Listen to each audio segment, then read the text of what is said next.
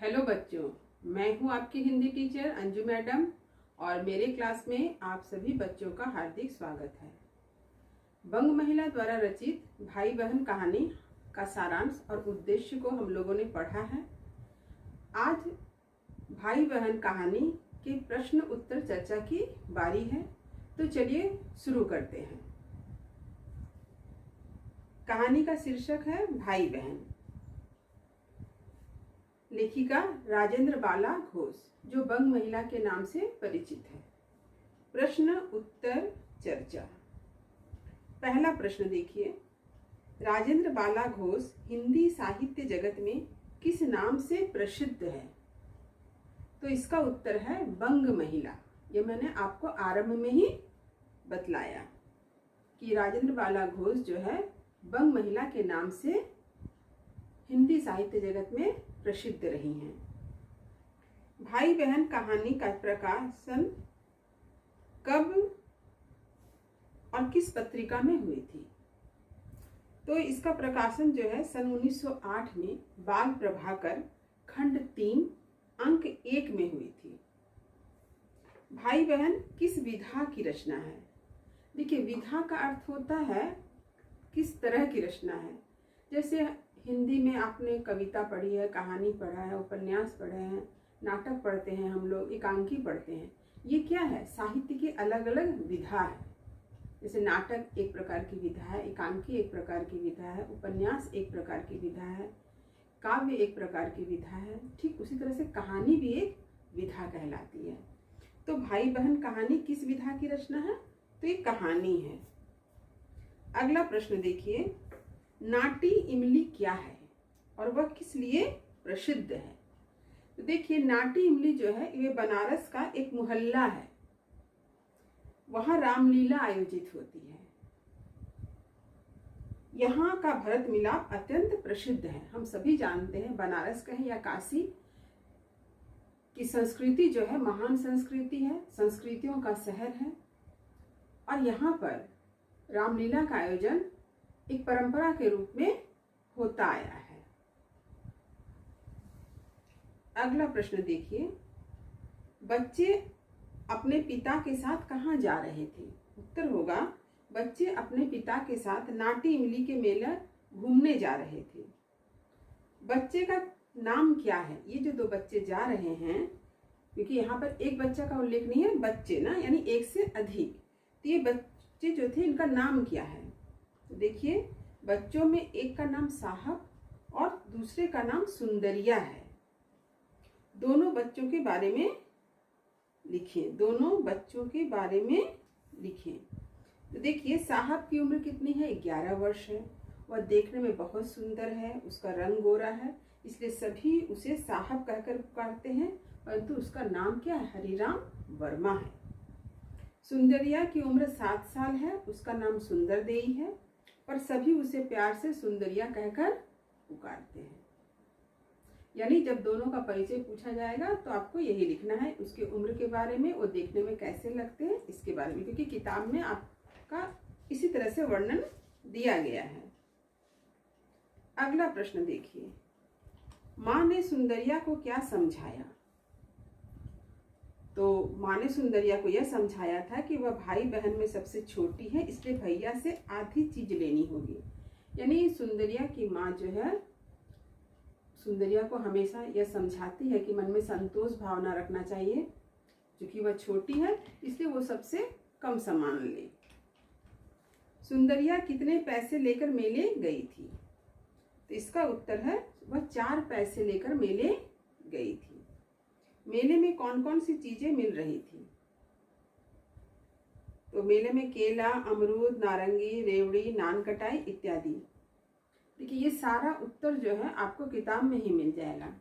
इसके लिए क्या करना होगा? आपको किताब को खूब अच्छी तरह से पढ़ना होगा और आप मेरे द्वारा बताए गए जो प्रश्न है और उसके उत्तर हैं उसे भी एक बार कॉपी में जरूर लिखें। पहले प्रश्नों को लिखें और फिर इस वीडियो को देखकर, किताब को पढ़कर आप खुद जांच करें, प्रश्नों का उत्तर लिखें कि आपको पता चले कि आपको कितना याद है। क्योंकि आप लोगों की परीक्षा में इसी तरह के छोटे छोटे प्रश्न आते हैं और अगर आप छोटे छोटे प्रश्नों को पढ़ते हैं, याद कर लेते हैं, तो बड़े प्रश्नों का उत्तर लिखने में कोई दिक्कत नहीं होती है। इस बात को हमेशा ध्यान में रखिए। साहब के बड़े भाई का नाम क्या है? तो साहब के बड़े भाई का नाम है श्री राम। साहब का नाम क्या है? हरिराम। और उसके बड़े भाई का नाम क्या है? श्री राम। साहब ने कौन सा खिलौना अपने बड़े साहब को दिखाया? बड़े भाई साहब को दिखलाया। तो साहब मेले से 5 आने में एक रेलगाड़ी खरीदा था जो चाबी से चलती थी, यानी चाबी से चलने वाली एक रेलगाड़ी को वह अपने बड़े भाई को दिखलाता है, जिसे उसने मेले में खरीदा था। सुंदरिया क्यों उदास हो गई? यानी जब वह अपने बड़े भाई यानी साहब के पास जब देखती है कि चाबी देने वाला एक रेलगाड़ी है, तो स्वाभाविक है कि उसका मन उदास हो जाता है।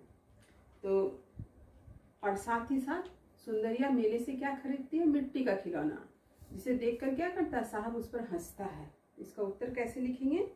सुंदरिया के द्वारा खरीदे गए मिट्टी के खिलौना का साहब उपहास करता। उपहास करना माने मजाक उड़ाना।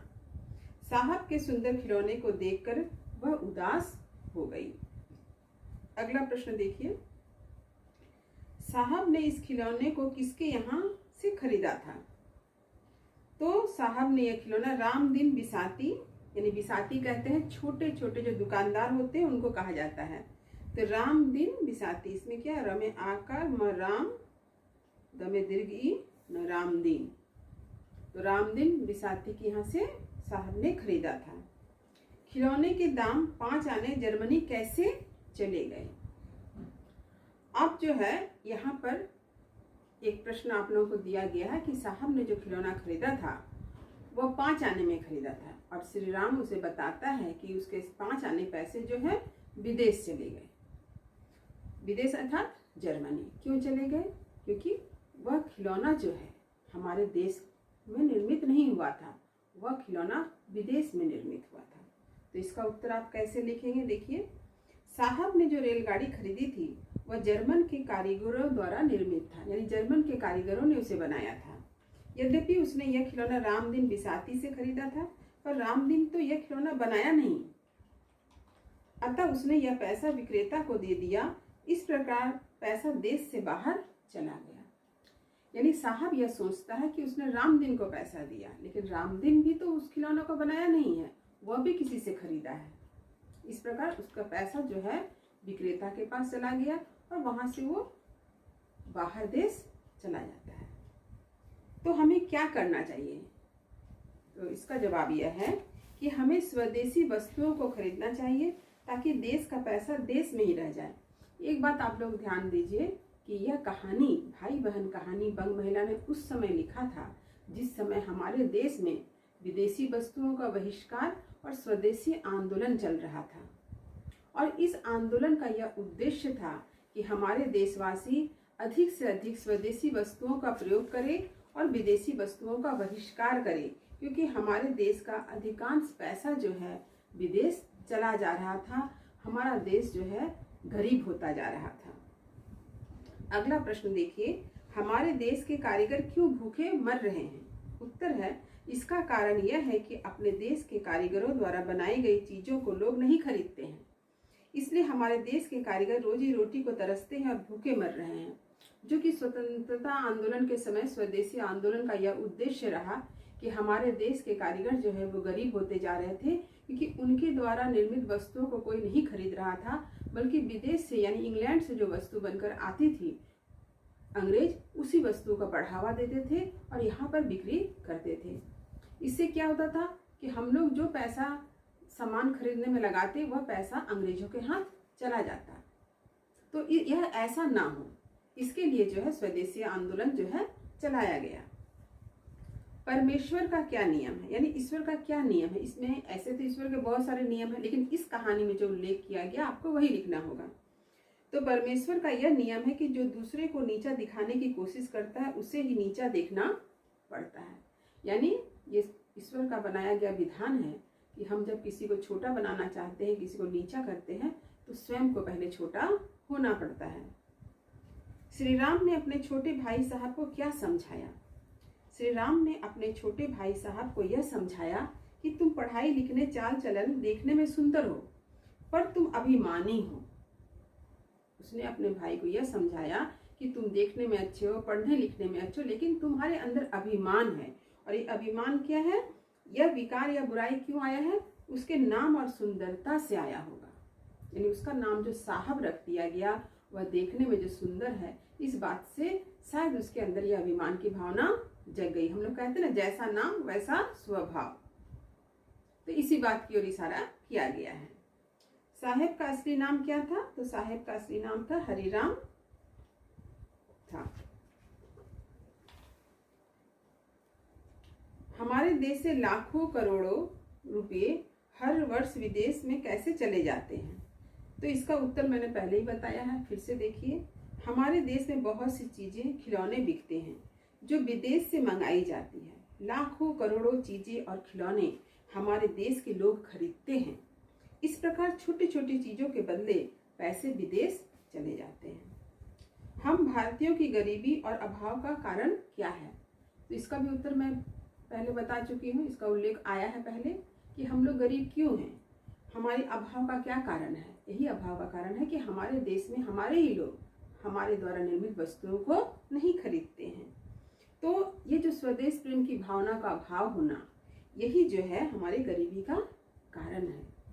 तो हमारी सोच, हमारे अंदर देश प्रेम और स्वदेशी भावना का अभाव यानी न होना ही हम भारतीयों की गरीबी और अभाव का कारण है। हमारी सोच कैसे बचपन में बन जाती है? यानी कहने का अर्थ है किसी मनुष्य पर उसके बचपन के संस्कारों और शिक्षा का बहुत प्रभाव पड़ता है। जैसी शिक्षा और संस्कार हम बचपन में किसी बच्चे को देते हैं, उसका प्रभाव ही हमें आने वाले समय में दिखाई पड़ता है। तो यहाँ पर उसी बात का उल्लेख है कि हमें बचपन में जो शिक्षा और संस्कार दिए जाते हैं, उससे ही हमारी सोच को नई दिशा मिलती है। हम बड़े होकर उसी के अनुरूप व्यवहार करते हैं। देखिए, हरिराम यानी सुंदर अपने व्यय से क्या स्थापित किया? यानी श्री राम ने जब हरिराम को समझाया कि वह स्वदेशी वस्तुओं का प्रयोग करे, स्वदेशी वस्तुओं को खरीदे, तो इस शिक्षा और इस संस्कार का प्रभाव हरिराम पर पड़ता है। यही कारण है कि हरिराम जब बड़ा हो जाता है तो क्या करता है?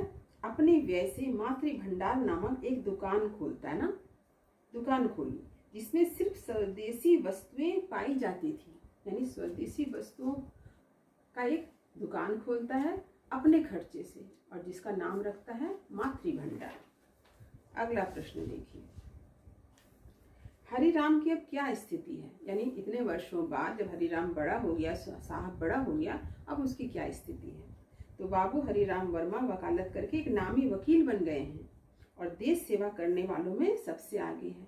यानी श्री राम ने जो अपने छोटे भाई को समझाया था, उसका प्रभाव आने वाले समय में दिखाई पड़ता है कि साहब जो है काफ़ी बदल चुका है, उसके मन में देश प्रेम की भावना बस चुकी है। सुंदर देई की अब क्या स्थिति है? तो सुंदर देई बड़ी हुई तो उसका विवाह एक कुलीन जमींदार परिवार में संपन्न हुआ। वे अपने पति के साथ देश सेवा में अपना सहयोग देती है। अब देखिए, भाई बहन कहानी की मूल संवेदना या मूल संदेश क्या है? यह किंतु एक पंक्ति में उत्तर लिखने वाला प्रश्न नहीं है, लेकिन फिर भी यदि MCQ में या संक्षिप्त प्रश्न के उत्तर दो ऐसे प्रश्न में अगर ऐसे प्रश्न दे दिए जाते हैं तो आपको एक संक्षिप्त उत्तर लिखना पड़ेगा। तो इसका उत्तर यह है कि देश प्रेम तथा स्वदेशी की भावना को प्रत्येक भारतीयों के मन में विकसित करना, यही भाई बहन कहानी का उद्देश्य या संदेश है। जबकि यह प्रश्न जो है विस्तृत उत्तर वाले प्रश्न के अंतर्गत आएगा। अब बड़े प्रश्न को देख ले। भाई बहन कहानी का सारांश या मूल भाव अपने शब्दों में लिखें। तो देखिए, भाई बहन कहानी का मूल भाव या सारांश मैंने आप लोगों को समझाया है, उसे आप सुने और अपने शब्दों में लिखें।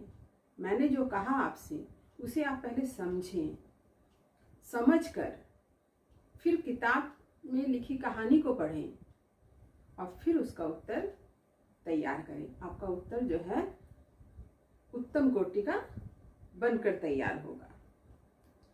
दूसरा प्रश्न देखिए, भाई बहन कहानी के उद्देश्य को अपने शब्दों में लिखो। तो ये भाई बहन कहानी का उद्देश्य का का उल्लेख मैंने आपको बार बार किया कि इस कहानी का जो उद्देश्य है वह है स्वदेशी आंदोलन को बढ़ावा देना, स्वदेशी वस्तुओं के प्रयोग को बढ़ावा देना, लोगों के मन में स्वदेशी वस्तुओं के प्रति प्रेम को जगाना और विदेशी वस्तुओं का बहिष्कार। क्योंकि अगर हम ऐसा नहीं करते हैं तो हमारा देश दिन प्रतिदिन गरीब होता जाएगा। अंग्रेजों के ज़माने में अंग्रेजों ने इसी प्रक्रिया से हमारे देश का सारा धन इंग्लैंड ले गए। हमारा देश जो है आर्थिक दृष्टि से खोखला हो गया और इसके दायी कौन है? हम ही हैं, क्योंकि हम लोगों के मन में स्वदेश प्रेम की भावना नहीं है और हम विदेशी वस्तुओं के प्रति ज़्यादा आकर्षित होते हैं। तो यह कहानी अंग्रेजों के ज़माने में जितनी प्रासंगिक थी, आज के समय में भी उतनी ही प्रासंगिक है। आज भी जब हम विदेशी वस्तुओं को खरीदते हैं तो एक तरह से अपना पैसा विदेश को भेज रहे हैं,